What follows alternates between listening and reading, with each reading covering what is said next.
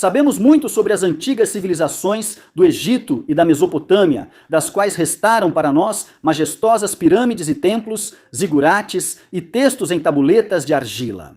Mas na história da Idade do Bronze existiu um mundo que não era menor e certamente não era mais primitivo, mas que quase não nos deixou nomes de reis, nem crônicas, nem monumentos grandiosos de poder. Essa é a civilização do Vale do Indo, um dos maiores e mais enigmáticos mundos culturais da antiguidade. E neste vídeo vamos tentar entender quem eram as pessoas do Indo, como viviam, por que conseguiram criar uma das civilizações mais estáveis da Idade do Bronze e por que ela desapareceu, deixando para trás mais perguntas do que respostas. E antes de começar, como sempre, quero agradecer a todos que apoiam o Amazing History. Um agradecimento especial aos patrocinadores e membros da comunidade. É graças a vocês que este canal pode ir além dos temas históricos padrão e abordar temas complexos, polêmicos e subestimados da história mundial. Agora, fiquem à vontade. Vamos começar.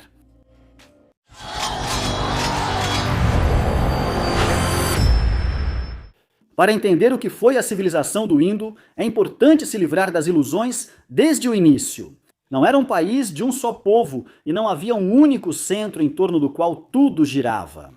Estamos falando de uma vasta região no noroeste do sul da Ásia, nos territórios do atual Paquistão e do noroeste da Índia, onde se encontravam rios, desertos, florestas, estepes e áreas costeiras do Mar da Arábia. A base desse mundo era o sistema do rio Indo e de seus afluentes, e era justamente a água que determinava tudo ali. Aqui, tudo dependia da água, onde plantar, pastorear, construir assentamentos e traçar rotas comerciais. Mas, ao contrário do Egito com seu Nilo previsível, a ecologia do Indo era muito mais complexa e instável. Os rios mudavam de curso, o clima variava e as pessoas tinham que se adaptar constantemente. As famosas cidades do Vale do Indo muitas vezes criam uma falsa impressão de que toda a civilização surgiu de repente, como se alguém um dia tivesse decidido construir Mohenjo-Daro. Isso não é verdade. Os primeiros passos da civilização ocorreram antes das famosas cidades. Já por volta do 7º milênio a.C. surgem na região grandes assentamentos sedentários como Mehrgarh. Ainda não eram cidades, mas também não eram acampamentos primitivos. Aqui cultivavam cereais, criavam gado, produziam cerâmica e formavam um modo de vida estável. É importante entender que Mehrgarh não era uma exceção, mas sim parte de um quadro mais amplo. Em toda a região existiam dezenas de assentamentos de diferentes tamanhos, conectados entre si por meio de trocas, laços familiares e migrações sazonais de pessoas. Muitos grupos continuaram levando uma vida nômade e seminômade, complementando a agricultura com a criação de gado e o transporte de mercadorias entre os assentamentos. Com o tempo, esses contatos se tornaram cada vez mais intensos e por volta do 5º milênio a.C., na parte noroeste do sul da Ásia, formaram-se grandes zonas culturais regionais com suas próprias tradições, estilos de cerâmica e artesanato. Os arqueólogos chamam essa fase de período de regionalização. Os assentamentos crescem, transformam-se em pequenas cidades e começam a desempenhar o papel de centros para as aldeias ao redor. É justamente nesse momento que surge uma diferença fundamental em relação às épocas anteriores, a especialização artesanal. Agora, parte das pessoas não faz tudo ao mesmo tempo, mas se dedica a uma atividade específica. Alguns trabalham com cerâmica, em outros lugares trabalham a pedra e em outros fabricam ferramentas. A economia se torna mais complexa e a sociedade mais interdependente. Ao mesmo tempo, a maioria das pessoas continua vivendo em vilarejos e pequenos assentamentos. A cidade ainda não domina a vida rural, mas existe ao lado dela. No final do 4º milênio a.C., as mudanças que vinham se acumulando por séculos começam a dar resultados visíveis. Alguns assentamentos avançam rapidamente em tamanho, densidade populacional e nível de organização. Assim começa o período Harapano inicial, o momento em que o mundo do Vale do Indo se torna verdadeiramente urbano pela primeira vez. Vale notar que essas cidades não se desenvolvem em torno de palácios ou templos. O surgimento delas parece mais uma continuação lógica do crescimento econômico e da complexidade da sociedade.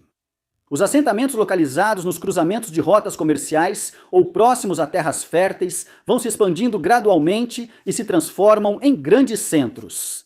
É assim que surgem as cidades, Harappa, Mahendradára, Hakkigari e outras, que mais tarde se tornarão símbolos de toda a civilização. No período harappano inicial, forma-se o que pode ser chamado de lógica urbana do Indo. Os assentamentos começam a ser planejados de forma clara. Surgem bairros, zonas especializadas de artesanato, armazéns, oficinas. A produção atinge um novo patamar.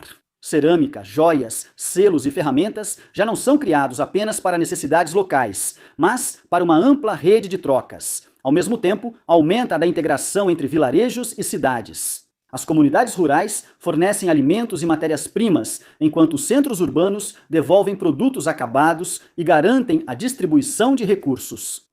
Por volta de 2600 a.C., a civilização do Vale do Indo entra em seu período de maior florescimento. Os arqueólogos chamam esse período de Harappano Maduro. É a época em que as cidades, a economia e as relações sociais atingem o máximo de estabilidade e escala. As cidades estão localizadas a grandes distâncias umas das outras, mas ainda assim demonstram uma semelhança cultural impressionante. Desde a costa do Mar da Arábia até o sopé do Himalaia, as pessoas usam padrões de construção semelhantes, as mesmas medidas e pesos, estilos próximos de cerâmica e joias. Esse é um dos principais paradoxos do Indo, a ausência de um centro de poder evidente, apesar da quase total unificação da cultura material. A economia do Indo, nesse período, funciona muito bem, pois existe um mecanismo bem ajustado. Milhares de artesãos trabalham com pedra, metal, conchas, argila e materiais semipreciosos. As joias ocupam um lugar especial. Contas, pulseiras, selos, que são produzidos em massa e, ao mesmo tempo, se destacam pela alta qualidade. O Indo se destaca como importante região industrial da Idade do Bronze. O lápis lazuli, pedra rara do atual Afeganistão, tem papel especial. Pelos centros do Indo, ela é processada e segue para o oeste, inclusive Mesopotâmia. É justamente graças a esses produtos que a civilização do Indo aparece lá, nas fontes cuneiformes, sob o nome de Meluhha, um país distante e rico no leste. O comércio era realizado não apenas por terra, mas também por mar. Os marinheiros do Indo sabiam usar os ventos das monções, que permitiam navegar de forma relativamente previsível de ida e volta entre as costas do sul da Ásia e a Península Arábica. Nas cidades portuárias, como Dolavira, formavam-se centros de comércio marítimo que conectavam o Indo pelos ventos das monções, e os arqueólogos confirmam essas conexões. No Bahrein, no território da antiga Dilmun, encontram-se selos e artefatos do Indo, e os rituais locais começam a usar formas híbridas de simbologia, combinando tradições do Indo e da Mesopotâmia. Em Omã e na costa dos Emirados Árabes Unidos, há assentamentos onde objetos do Indo e até costumes funerários são encontrados com frequência.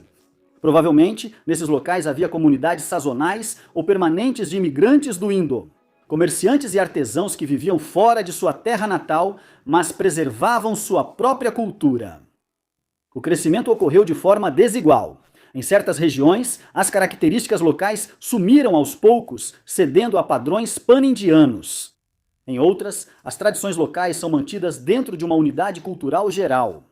Isso cria a sensação não de um império rígido, mas de uma rede flexível de regiões interligadas. O Indo maduro surpreende por seu equilíbrio próprio. A vida urbana, a agricultura rural e os grupos nômades não se excluem, mas coexistem em um único sistema. As cidades da civilização do Indo causam uma impressão estranha. Por um lado, são claramente planejadas e pensadas nos mínimos detalhes. Por outro lado, nelas quase não há palácios reais, templos grandiosos ou estátuas monumentais de governantes, ou seja, tudo aquilo que estamos acostumados a considerar atributos obrigatórios das civilizações antigas. A maioria das cidades do Indo seguia um plano definido. As ruas se cruzavam em ângulos retos, os quarteirões tinham uma estrutura clara e as casas eram construídas com tijolos padronizados. Essa uniformidade indica a existência de regras e normas comuns de construção que eram seguidas em todo o vasto território. Uma das características mais impressionantes era a infraestrutura urbana. As casas tinham poços, banheiros e sistemas de esgoto conectados a um sistema geral de drenagem. Para a Idade do Bronze, esse é um nível que muitas cidades de outras regiões só alcançariam séculos depois. As cidades do Indo eram divididas em grandes zonas. Em algumas ficavam as áreas residenciais, em outras as áreas de artesanato, onde eram produzidos enfeites, cerâmicas e ferramentas. Também existiam espaços administrativos, onde eram controlados os estoques de produção e a troca. Isso é evidenciado pela descoberta de muitos selos, marcas de registro, propriedade e possivelmente de confiança na qualidade do produto. Edifícios públicos tinham destaque, como o famoso Grande Banho em Mohenjo-Daro. Essa construção imponente, com um sistema bem planejado de abastecimento e escoamento de água, foi por muito tempo vista como espaço de elite ou ritual. No entanto, dados arqueológicos mostram que ela era acessível a amplas camadas da população. Impressionante! As construções monumentais do Indo, ao contrário dos templos do Egito ou dos zigurates da Mesopotâmia, eram públicas e não restritas aos escolhidos.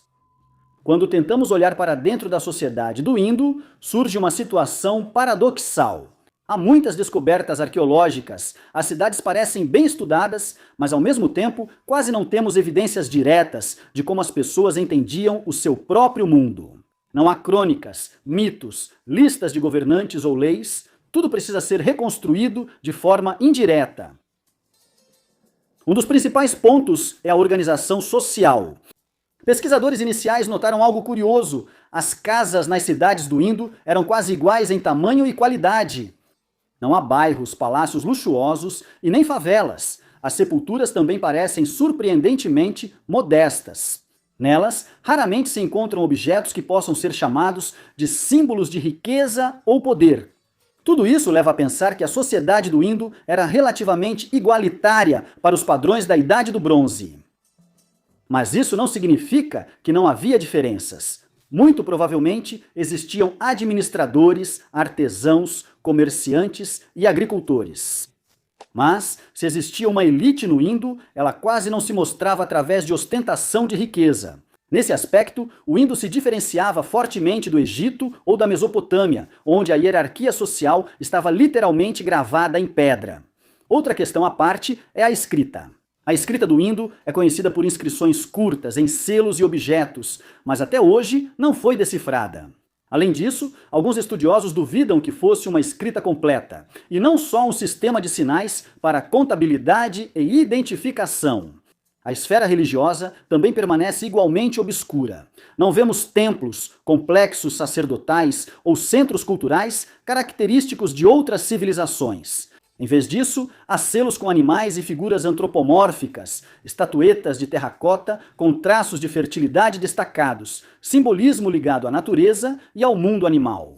Tudo isso permite falar sobre possíveis cultos, mas não fornece respostas definitivas.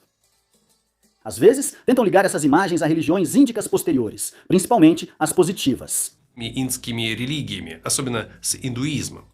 A maioria dos pesquisadores modernos encara esses paralelos com cautela. Entre o desaparecimento da civilização do Indo e a formação das tradições religiosas indianas clássicas, há séculos, se não milênios, de mudanças. Outra questão importante é a violência e a guerra. Na Índia, há armas e vestígios de ferimentos, mas não em grande escala. Não há indícios de guerras frequentes, grandes destruições ou elite militar.